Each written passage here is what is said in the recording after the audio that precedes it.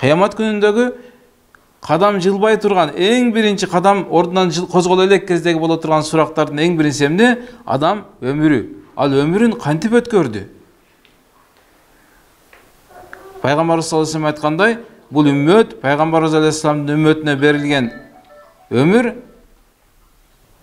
аз гана убакыт. 60-70 жылдын аралыгы. Мына ушул өмүрдү кантип короттуң деген сөз. Ва ан жасадихи фима абла. Кийингиси денеси. Бизге дене берилди, ошол денени кантип картайтты? Кайсы жолго?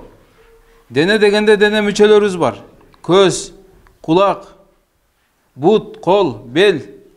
Бизге берилген кезде Аллах Таала айтты, эң биринчи инсан даиф, алсыз абалында жаратылды. Кийин ага күч кубат берди, күчтүү болду. Кийин кайрадан алсыз болду. Эми биз балагатка жетип, Кудай Тааланын алдында милдеттер мойнубузга жүктөлгөн кезден баштап, биздин ден соолугубуз бүт жагынан чың эле, көзүбүз ушунчалык укмуш көрөт эле. Тилибиз сүйлөйт каалаган нерсени. Кулагыбыз каалагандай угат, күчүбүз толуп турган, каалаган нерсени жасай алабыз. Мына ушул убакыттан баштап эми карып калдык. Тиш деген калбады. Көздүн курчу кетти. Кулак жакшы укпай калды. Бел каалаган нерсени көтөрө албайт. Эптеп өзү туруп басат. Эми ушул убакытка чейин денеңди кантип жумшадың деген суроо болмоюнча эч кимдин кадамы кыяматта ордунан козголбойт деп айтты Пайгамбар саллаллаху алейхи ва саллям.